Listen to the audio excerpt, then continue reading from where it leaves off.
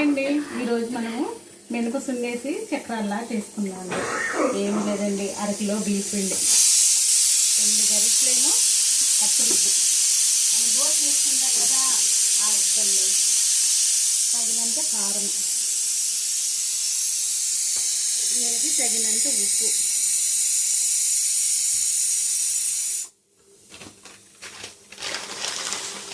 కొంచెం నువ్వు పప్పు, టేస్ట్ బాగుంటుందండి. నువ్వు పప్పు వేస్తే ఇందులో